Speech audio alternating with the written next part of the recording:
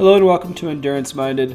It's the podcast that aims to redefine what it means to reach our full potential by exploring how movement and mindset impacts our lives and how we can all work to show up as the best versions of ourselves.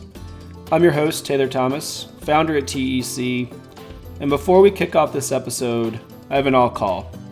If you are a service provider in the health and wellness space, so if you're a coach, a dietitian, a nutritionist, a personal trainer, then I want you to listen up.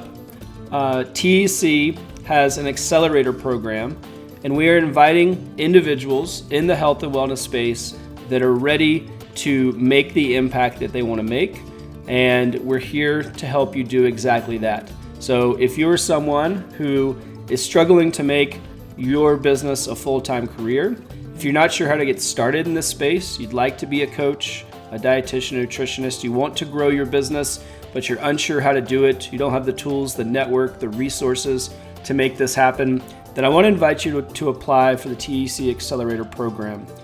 With proven strategies from marketing to sales to our 90-day to client acquisition model, we've put all the pieces together to help people like yourself actually grow and scale a wildly profitable business and live the life that you want. So if you're struggling to put the pieces together, you're not sure what those pieces are, you're looking for a dynamic community of like-minded individuals that you can grow with and learn from, then I want to invite you to apply for the TEC Accelerator Program.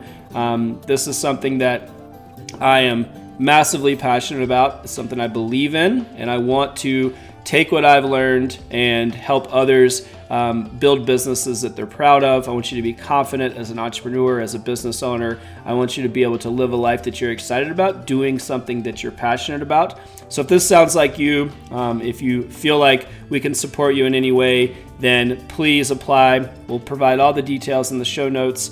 You can also reach out to us at thomasendurancecoaching.com and look for the information in the right corner of the website, and you can apply there as well. So again, that's the TEC Business Accelerator Program for anybody looking to start, grow, and scale a business in the health and wellness space. We're here for you, and I'm excited to work alongside you to help you grow a wildly profitable business and live a life that you're excited about.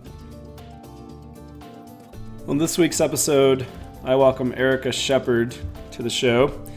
Erika has spent over a decade working on the front lines of human connection and emotional health and well-being. She started her career as a psychiatric nurse. She's worked in the trauma unit as an ICU nurse. She's been a forensic nurse, and with her experiences there has shifted her focus to mental health in leadership, recognizing what an epidemic there is and how much impact she can make in the space of leadership and mental health, and how individuals that are forced with the pressures of building businesses, executing, leading teams, what a truly epidemic issue this is. She's focused her energy on providing leaders with the tools and resources they need to take care of their mental health. And this is something that I'm deeply passionate about. Erika and I had the opportunity to meet after she came to a talk that I was giving in Boulder, Colorado back in the spring. And we hit it off from there. And this is a conversation that I've been excited to get out in the world for some time. We could have gone on and on forever. I encourage you to follow along on Erika's journey.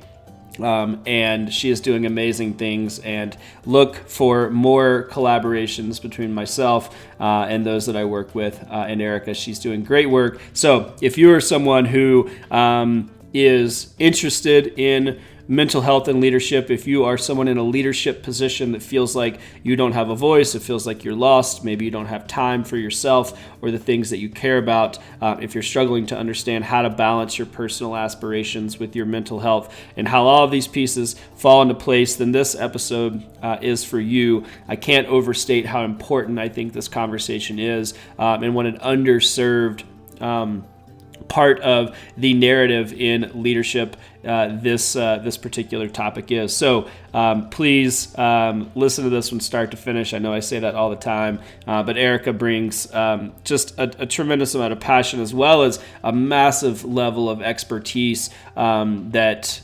there's going to be some very direct takeaways that I'm confident that anyone who identifies with this or feels like there's an opportunity for growth for themselves or someone they know in this space, you will find it in this episode. So thank you, as always, for listening. Don't forget to rate, subscribe, and share this episode or your favorite episode with a friend. You can reach out to us at enduranceMinded.com. If there's anything that you'd like us to cover, questions, feedback, share your wins, share your setbacks with us. That's what makes this community so valuable. Again, that's EnduranceMinded.com. And as always, we'll see you next time on Endurance Minded. Welcome to the show, Erika. How are you? I'm doing so well, Taylor. How are you?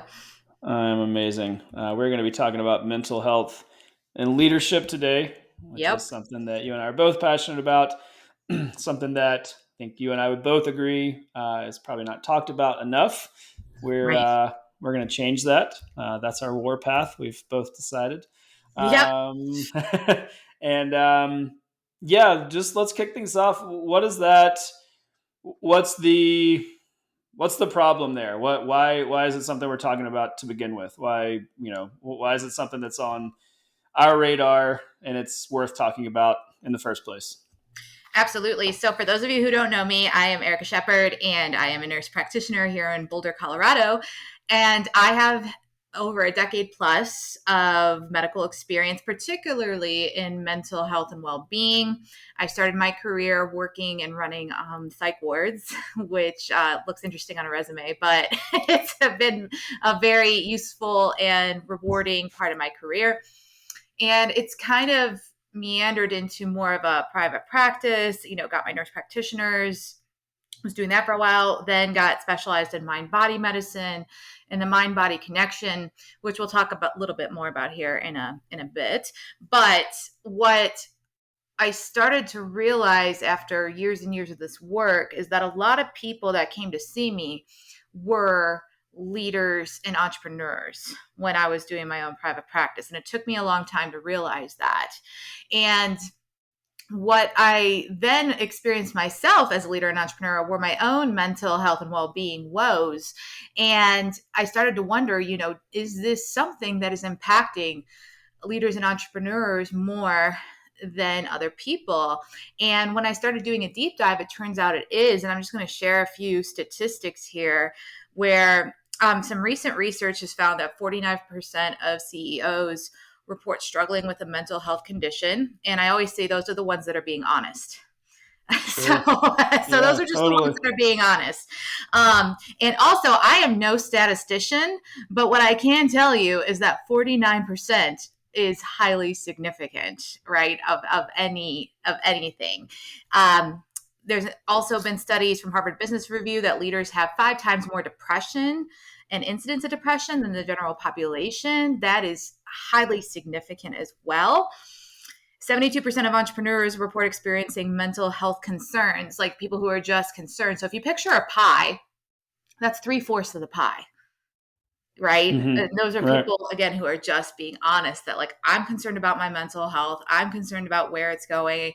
And so there's just so much impact we have there. And then another stat I like to share is that entrepreneurs are 50% more likely to report a mental health condition than the general population. Again, no statistician here, but that is highly significant. And where I have really turned my career, why it's so important that we focus on leadership mental health, aside from just caring about leaders as individuals, it's also clear from the research that leadership mental health has such an exponential impact on others' mental health. because of their position, right? And how they run a company, the systems and cultures that they form, and their influence, right? So if we can focus on leadership mental health, where the strategy my career has gone is really focusing on leadership mental health and then the cultures of organizations, which are influenced by their mental health and how they form them in order to improve mental health at an exponential pace. Mm-hmm.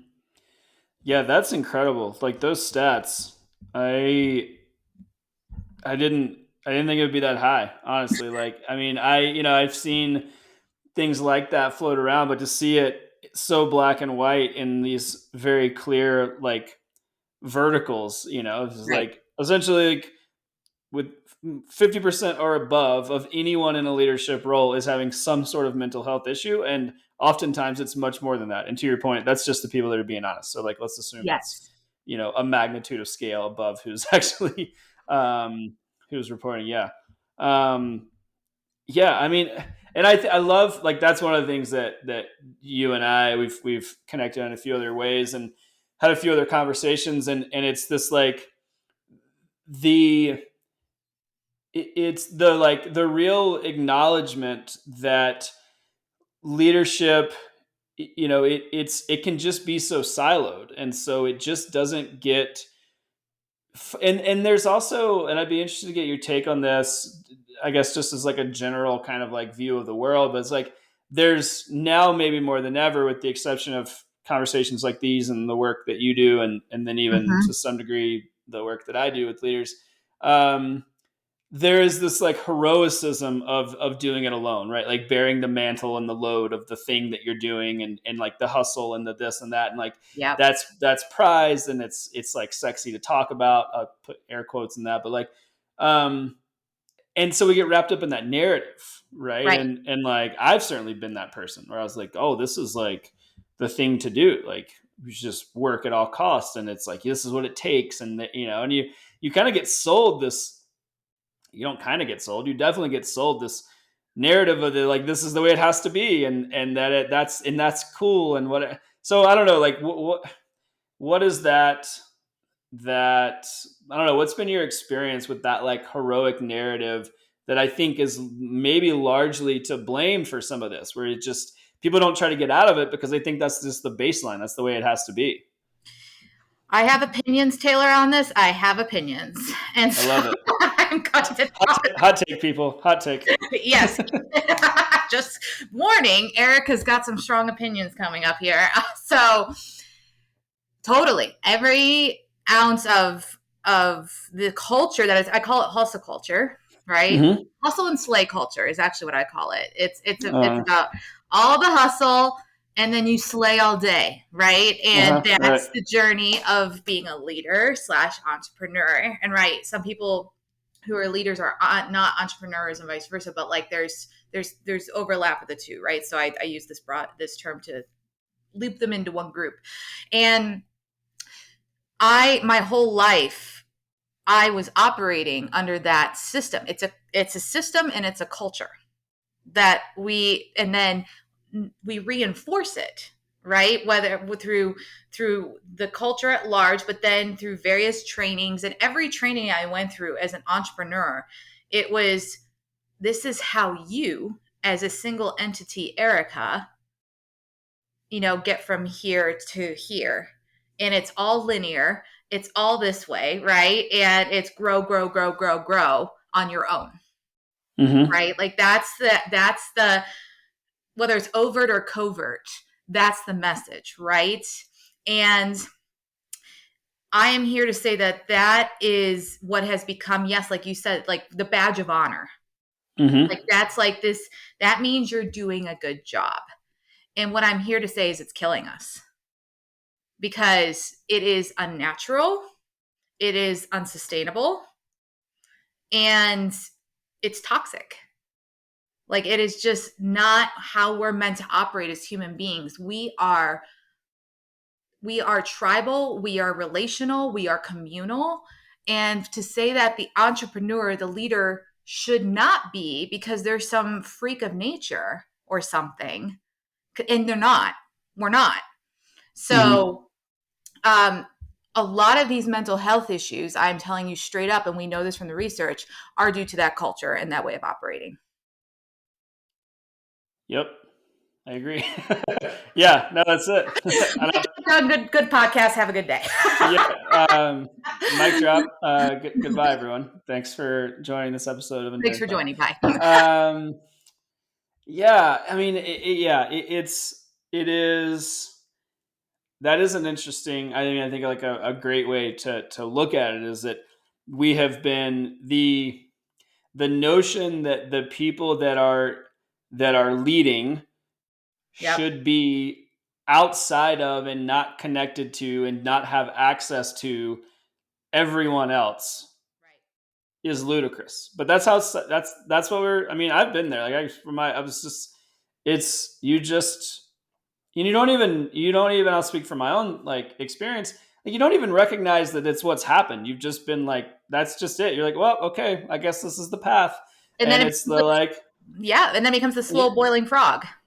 yeah, right. Yeah, no, totally. You're like, yeah, no, like, I mean, myself is like a decade long, like slow boil where I was like, oh, I'm dead. I got boiled to death. Like, Whoops. I was like, oh, I didn't see it coming, but here I am. Like, I'm toast. It got me. Same. Um, Same. yeah, I mean, it is like when you like in black and white like that. You're like, what a ludicrous notion that like that the people that are tasked with being in service of the all of the other people would be ostracized from the people that they Correct. are in service of. Right. Which I'll as like a quick aside, like I think that's another piece of leadership is like true leadership is like in service of others, right? Like we are not like aggregating people to like be task oriented around us. Like true leadership is a service based, Yes. endeavor. Correct. Um, that also is like, that's what wears you down too, right? Like if you come into it with a service based mentality, it immediately changes the narrative and invites people in. It Yeah. has to, because you can't do that job. What I think of as true leadership without having people around you that support you, right? Like 100%. they have to be smarter than you. They have to be stronger than you in key areas, and then you're like here to like bolster them and be like, great, like please go do this. I can't do Right. it all. Um, And they can't do and that on an empty tank. totally, yeah. What so what's the like what's been the shift? Like, so we've identified the mic drop moment.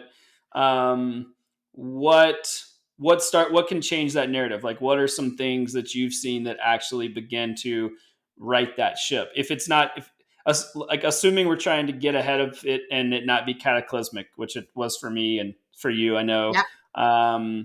So like what does it look like when the ship's righted? Yeah. So the first thing I need to talk about in order to make these shifts is we need to change how we see mental health.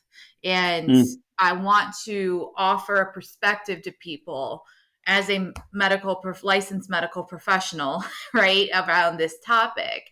And that is that mental health is separate from mental illness. Okay, totally. you could have be absent of mental illness and a diagnosis and have poor mental health. So I'm talking about mental health is this giant umbrella, and then mental illness is under that umbrella, right? And some things fall into that category, but mental health is not mental illness. And so recognizing that so people can understand that, I want to read a definition of mental health that the World Organization has, the World Health Organization has. And then I'm going to tell you my definition on top of that. But they say that mental health is a state of well-being in which the individual realizes his or her own abilities, can cope with the normal stresses of life, can work productively and fruitfully, and is able to make a contribution to his or her community. Now, this is a perfectly fine definition, which is why I chose it, but I like to take it 7 layers deeper. In my all these years of working on mental health, when I've had my best mental health and when I've seen others have their best mental health, this is what I see is that they have a state of well-being in which the individual realizes his or her own individual worth Mm, and feels their worth. They can cope not only with the normal stresses of life, but have discernment on what's not normal and can create boundaries around that. they can work productively and fruitfully and feel connected to their purpose in their work and feel connected to his or her own community. I love that. So again, there's some deeper layers to the definition I've given, but that's what I've seen as being the best. The other thing I like to invite to people is that mental health is not a random occurrence. It is not a random chemical imbalance. And we know this now. Like when in the earlier decades of getting into psychiatry and mental health, they're thinking, okay, it's just these random chemical imbalances, and some people have more balanced neurochemicals and neurotransmitters than other people. That's not true. And so with that being said, we have so much potential and power to influence the quality of our mental health, at a very large scale. The other thing we have to understand is this massive increase in mental health, the mental health issues, I should say, are not contributed to genes. Mm-hmm. So genes and family history do influence mental health. Like, don't get me wrong, but it is not even close to what we used to think. And it does not account for the exponential increase of mental health issues over the last several generations. Right? So what does that mean? It means nurture is a lot to explain over nature. Mm-hmm. Right? And where I see the huge opportunity, if we're going to start to move this dial, is that it's actually going to be in business. We're going to start to move this dial versus the healthcare system.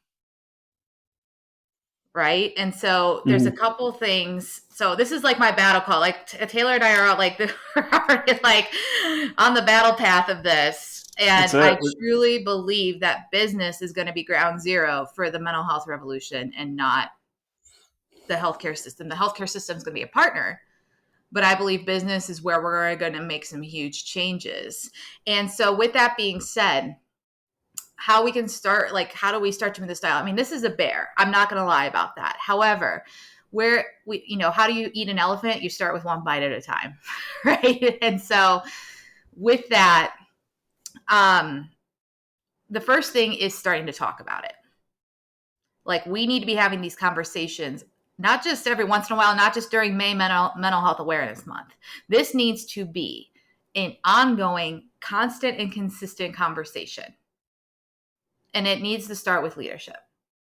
And leadership sets the tones of having these conversations in the organizations. This does not mean that people start being therapists to each other in the organization and whatnot. This means we start breaking the stigma, because the bottom line is there's a huge stigma still around mental health and leaders. We're getting over the mental health stigma in general, but when it comes to leaders, that stigma is still very much there. And so the first step is talking about it. The second step is starting to prioritize and provide services to leaders to address their mental health and mental health concerns, right? This does not mean you necessarily need to go see a psychiatrist. This means providing resources like coaches, leaders, community, right? Things that help provide support to leaders to help reduce the stresses, provide more support to them. Right? A lot of this has to do around the overburden and lack of support. So providing more resources to leaders. And then the third step I see it as is that really doing a lot of cultural reforms in organizations around how the systems and cultures are working that influences. So we talked about, I said I'm an expert in the mind-body connection. Also, cells don't randomly fire. They are responding to their external environment. Okay, so we always talk about mind, body, spirit, mind, body, spirit. The thing that I just cannot emphasize enough, and I talked about this at my speaking engagement at Boulder Startup Week, is that where business can shine is it has influence over the environment. And I'm not talking about like outside in nature. I'm talking about the systems and culture we operate in, how many hours a week at work, right? Yeah. So there has to be culture reform in organizations. A pizza party and I love pizza. I have it every damn week of my life, but that is not going to fix mental health. Right. Yeah. Yeah, I've long said, like, your like, environment that you say you're creating for your team is not like the beer keg and the ping pong table and the break. Like, like you have to That's it. create true spaces where people can thrive and people can feel, like you said, like feel their worth, and they know what that means, and they know like how their contribution like matters, and like that's for me, and it's in alignment with everything you said. Is like business one is like a real vehicle for change, like, Yeah. and two, like businesses and Mm-hmm. organizations like have a responsibility Yeah. to positively impact the lives of the people involved in that organization. And like when you do that, to your point, like businesses actually become like the front line of the thing that moves the needle, because most people go to work, right? Like not people don't go to like the hospital every day, right? Well, Most people. let me ask you this question. How many times did you go to the doctor last year? Zero. I went once for 20 minutes. Yeah. Yeah. I went to work every day. Right. I work every day, like just from the logistical standpoint. Yeah. Right. Yeah. It's just like easier to like approach it at work and create a space where people like feel like they're worth something Yep. than to go to the doctor. Like I mean, in a lot of ways, like not to minimize, like you said, like the heavy lift and the bear that it is, but in a lot of ways, like it's low hanging fruit, Such because low-hanging fruit.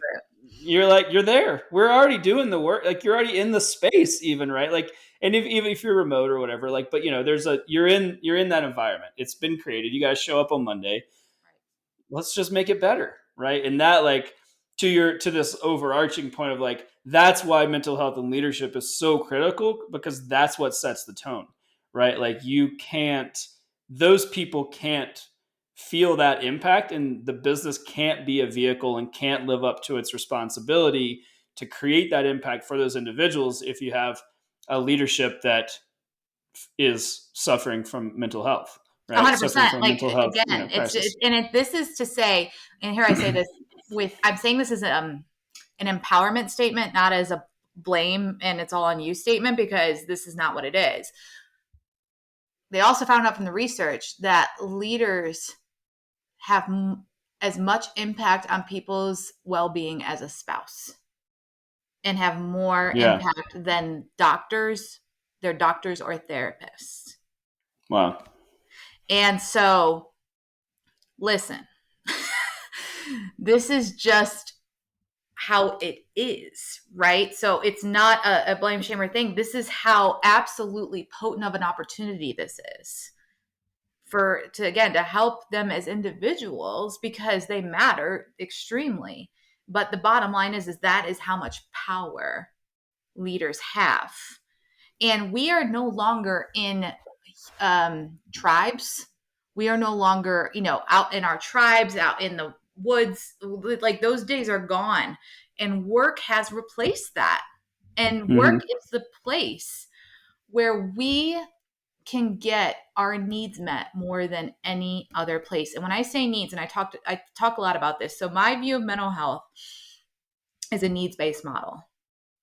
And mental health is extremely influenced by our needs of human connection and human lived experiencing more than anything else.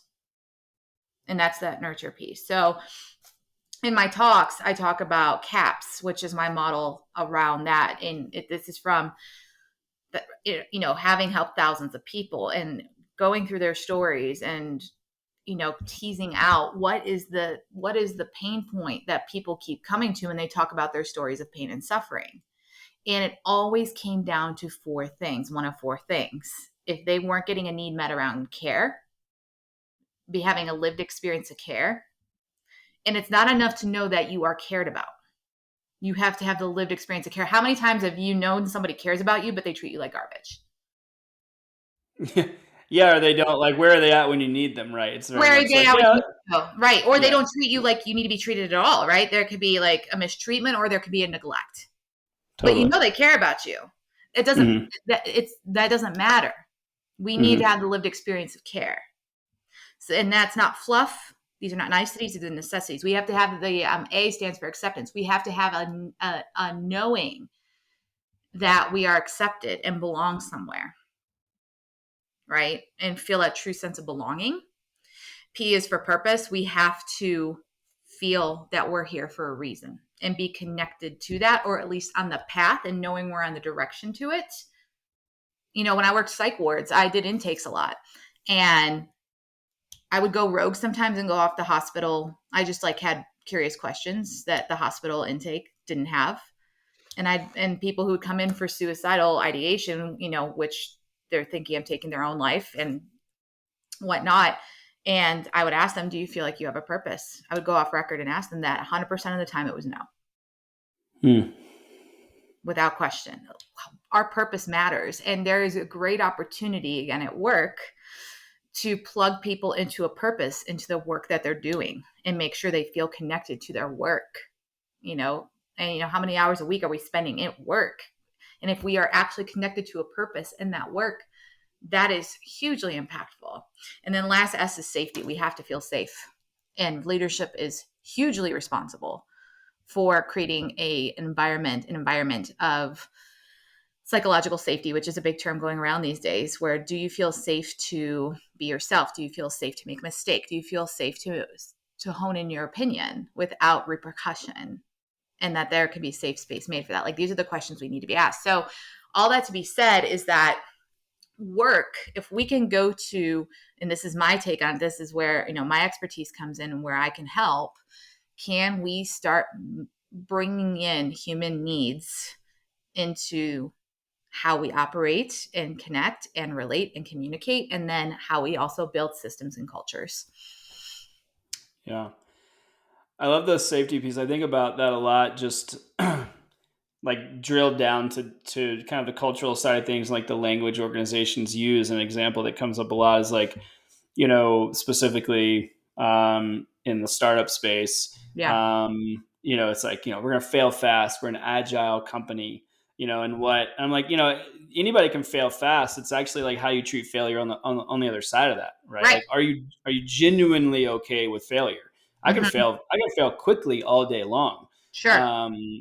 But what I do with that failure and how that failure is treated as an organization, and the safety that I feel to fail fast, that's it, is a totally different thing. And that's where people miss the mark. I'm like, you could say it all you want, and like, yeah, we can repeat, but there's like stacking anxiety. Like, what failing fast creates is just like bricks of like, oh God, I'm screwing it up again. Like, you know, it's eventually like, it's not gonna, I'm gonna get reprimanded or whatever the, you know, the repercussion is.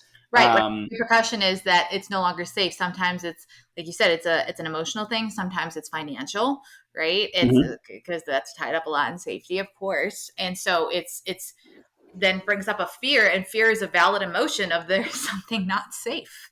And, you know, we can work on resiliency and all these things, and that's really important, right? And how we deal with things and our mindsets, and that's really important. And also really getting in and connected to what the needs mean to us and how we're attaching to those needs in certain areas. So I'm thinking about the people that are inevitably going to listen to this, and I'm sure that you've talked to these people as well, but it's the people that say like, you know, that's all well and good, but like, I don't have that kind of autonomy in my work environment. I can't create that change. I'm at some level of this company where maybe it's even in a leadership role, but there's somebody above them that prohibits them from taking action in a direction to create these kind of things. So what can people do that don't feel like they don't have that autonomy, or maybe truly don't have it, but recognize that either they're not in the place they want to be, and or that the people around them in that organization are not where they would like them to be from a mental health perspective? Right. So one thing that I am doing in my own, you know, being the soldier out here doing the thing, is for people who are resistant, or either resistant or they really actually don't care about mental health, which is fine, is coming from the angle of what improved leadership mental health actually does for the business. And they call it Totally. the return on investment of mental health. Yeah. And so, what I want to empower people as we are continuing these conversations, I can't do this alone. You can't do this alone. This is why we're here. This is why we're having the conversation. This is why we're doing the thing, right? Like, we all have to come together. So the first thing I would say in that is recognize as a return investment on mental health, which I'm going to talk about in a second. Second, surround yourself with people who see it, get it, value it. Mm-hmm. Where you feel seen, heard, understood. I'm joining the movement of this mental health and business revolution that's happening, and connect with these people, which is what I'm doing right now. I know you're doing. I know other people who are doing it, right? And so creating that community is so helpful. It's been so helpful for me because for so long, y'all, I just moved here from the South. I'm in Colorado now, but I was in the South the last 7 years. And the conversations and the connections that I'm making here are vastly different than what I had in the South, right? And it's helping me so much. So surround yourself with that community. Second of all, let's talk about the return of investment on mental health, right? So when people who don't care about mental health, but they're running a business, surely care about certain goals and outcomes in the business. So you got to meet people where they're at. And so I want to talk about a couple that I just mentioned in my latest blog and LinkedIn article around the return of investment on mental health. Like, what happens when leaders actually have good mental health? And the list was so freaking long, but I chose the top things that I was like, okay, well, at least we'll start here and we can expand the conversation from there. But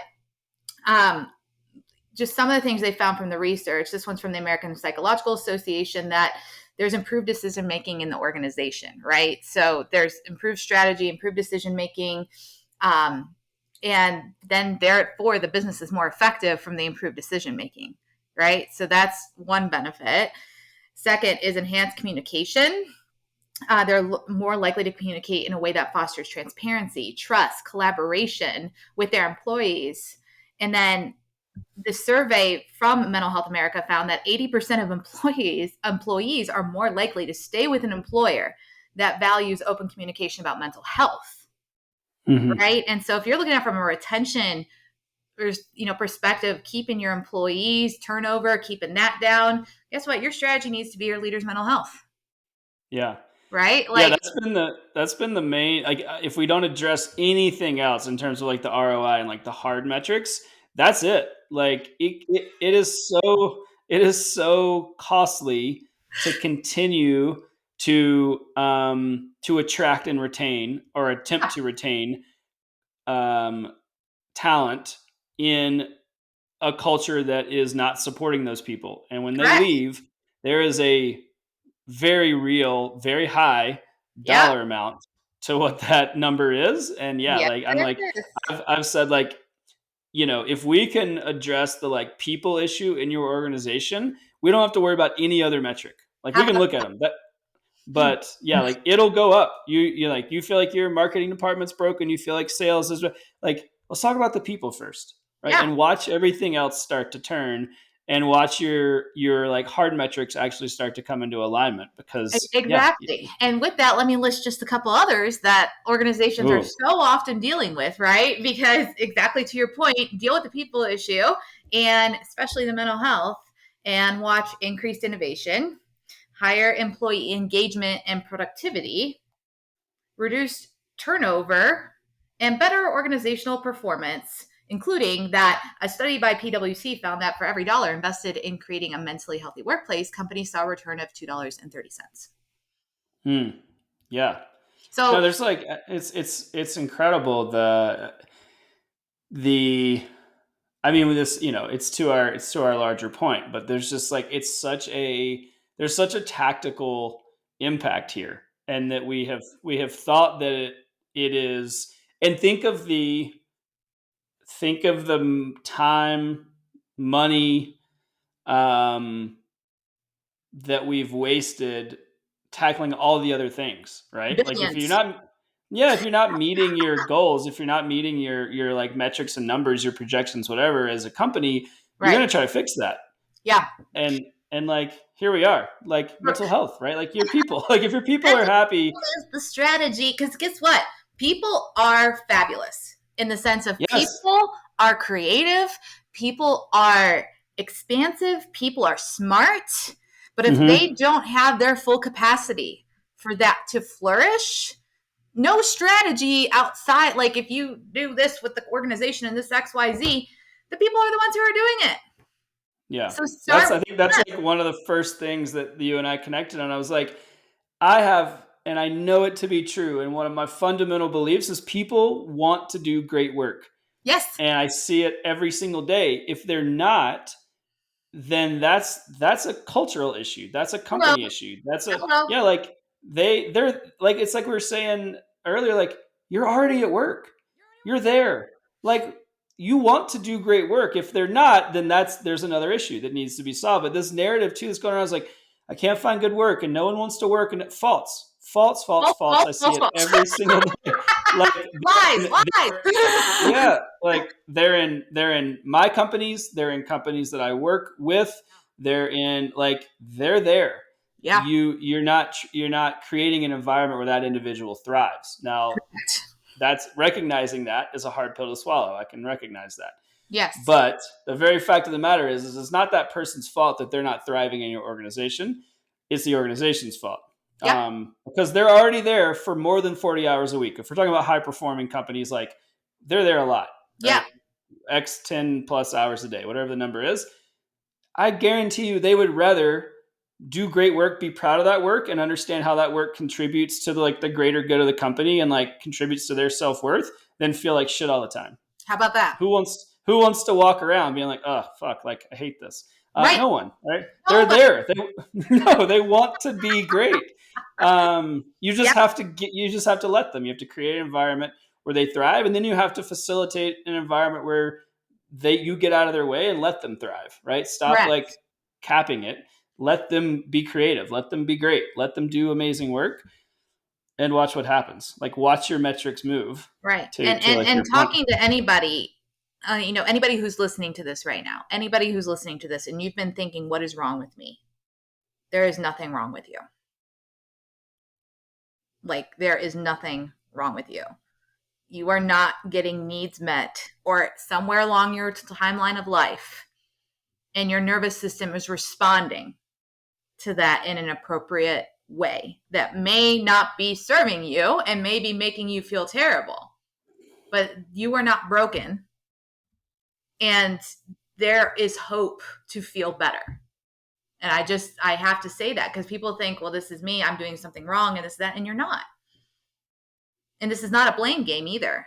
It's not like, oh, well, this was mom and dad's fault, or this is the company's fault, or blah, blah, blah. No, but we get to pause and say, okay, what needs aren't getting met here? And what can we start seeing is missing in order for you to thrive? Mm-hmm. Yeah, I think that's a great, it's a great like recognition that, I guess, just the acknowledgement that there's like steps we can take Yes. that are actionable, because it also doesn't serve us, even whatever we bring to the table and whatever has created that experience for us. It doesn't serve us to stay just in like the phase of recognition, being like, well, this is not in alignment with who I want to be or how, but I guess that's just how it is. I'm bringing all this stuff to the table, and my parents and my boss and my this. So there needs to be like, what action do we take to get on the other side of that? And like you said, like identifying like what's not getting met, what are the things that need to be changed, and then where do I go find those things? How do I go out in the world and access them? Do I ask for them? Is this company providing them? Also, like, go somewhere else, right? Mm-hmm. Like, I think that's, I know I don't want to diminish the importance of a job and what that means for a person's life. You can provide a little safety for people. Yeah, go somewhere like where you're celebrated, not tolerated. Correct. And that's the checkpoint. So going to say that question, like those who are listening are like, I don't have influence maybe in this company, or I don't see a way to make some influence. There's different levels of readiness in different environments and in different cultures, right? And different people. And this is a question that changed my life that came to me last year because I was banging my head up against the wall on a lot of things. And this came to me like in a meditation. It's like, stop asking who wants you. Stop asking who or what needs you. and start asking what's ready for you. And that changed my life, because I realized I kept trying to, buck up against the door of people, places, and things that weren't ready for me. And the reason I was doing that is because I grew up in an environment that simply was not right for me. And so I was repeating that pattern in adulthood, right? But what I'm saying is that if you in your workplace, if there is some amount of readiness, then you can use that, again, the return of investment on mental health to if people are ready to have somewhat of a conversation to start making incremental changes. That may or may not be enough for you, right? But if it is, great, then maybe that's worth fighting, staying where you're at and going on that journey together. But you can't be the only one. You cannot be the only one, right? There, because that gets very isolating and lonely very quickly. And so, like Taylor said, maybe if it's like such a dead end, then maybe it's time to leave, because there are places that are ready to have this conversation. There are places that are making, changes that we're working with. There are places that are ready, that are already doing it, right? And so to keep that mind, like what kind of space do you want to be in? You got to get clear on that for yourself and your needs. I think that's, just as a reminder to people, I think in the current environment, the narrative, there is a good reminder to remember that there are businesses out there that are doing this right now and that are hiring. There are people that are passionate about building businesses around teams and recognize that people are the primary driver, and that the health and the safety and the environment to let those people thrive is a top priority. And when people make that shift and that move, if they were in a way, it's amazing how many times I've heard over my career, my mental health is now completely better and the issues I was having are gone or mostly mediated simply from a change of environment. Yeah. Again, we spend most of our day there, right? Most of our life, whatever the stat is, right? We're there. Yeah. So it does matter. And I just think it is important, but that can be, certainly if we're not happy, or we don't feel like we're in the mental place that we would like to be, we just like silo that off. Like, well, that's work. I'm like, well, no, like you're there, right? Like it's part of it's a very big part of your life. Like it matters so much. It matters so much. And sorry, go ahead and finish your thought. And I wanted to say something on top to piggyback off. Oh, no, I just think that like just the acknowledgement that it's not going to deliver anything to imagine a scenario where it gets better without merging those things together, right? Where 1,000%. Yeah. So just to get that out in the world, like I've been that person for sure. I'm like, well, yeah, like I behave that way over here in this company that I've founded, but like not with my friends and family, and no, of course not. That was ridiculous. How you do one thing is how you do everything. And there's disconnecting. There's no disconnecting. And for people who are really good at dissociating. So let me tell you something. I was at Boulder Startup Week a few weeks ago. That's, again, how Taylor and I met.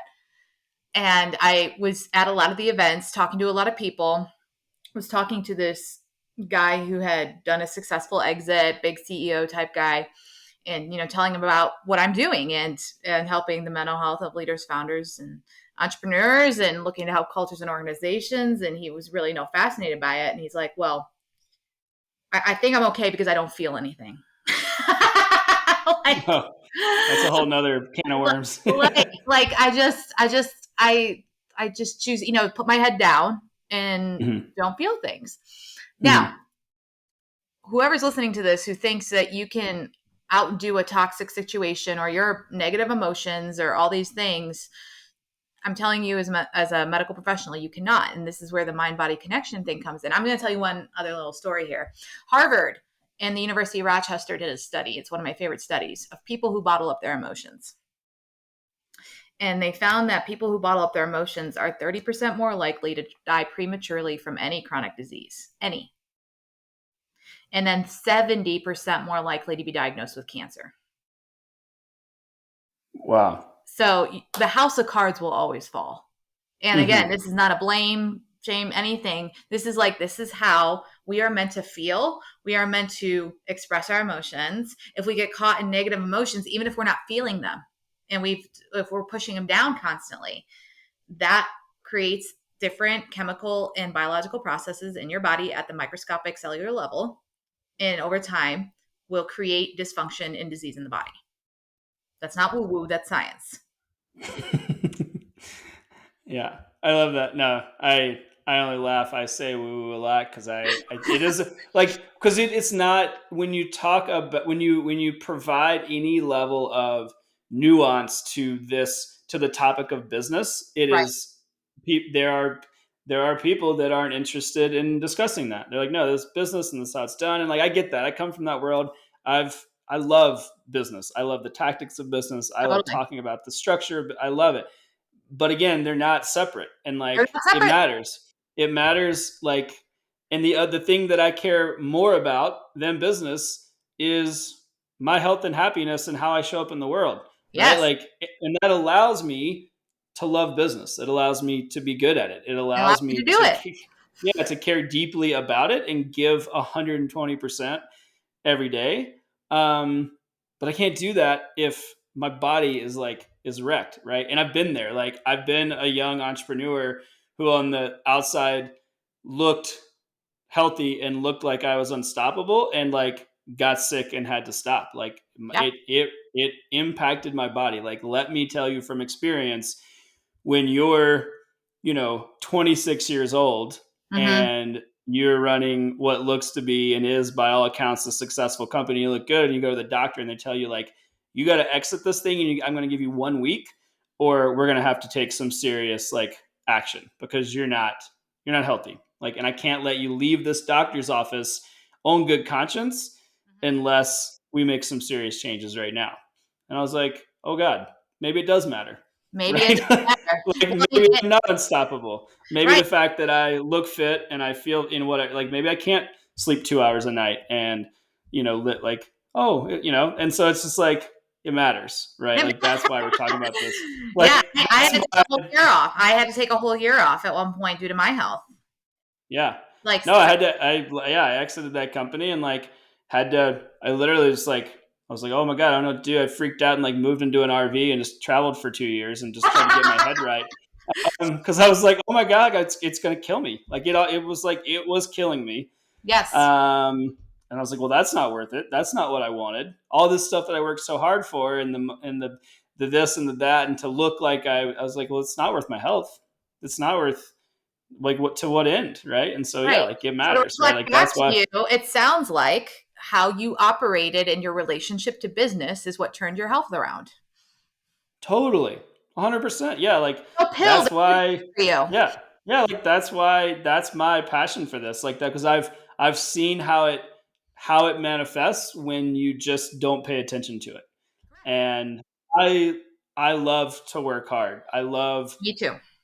But like, it has to be in the direction of like, it has to be sustainable. Yes. It has to be in the direction of like what's healthy for you, and like, that's mental health. That's organizations. Like, you can't be like beat down mentally and show up and do great work. So, Hello. um, yeah, that feels like another like mic drop kind of thing. We got into now the whole world. There's a lot of people. Now the whole world knows my story. There's probably a lot of people I haven't told that to. So, Oh, um, shared it. Thank you.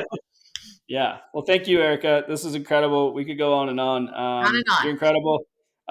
Keep up the good fight. We'll be out there doing the good work, and we'll let everybody know where to find you in the show notes, and folks can get a hold of you. And yeah, stay tuned for more. I'm sure we'll have other conversations. Oh, there will be more conversations to be had. Y'all just wait. All right. Thanks. Have a good one. Have a good one.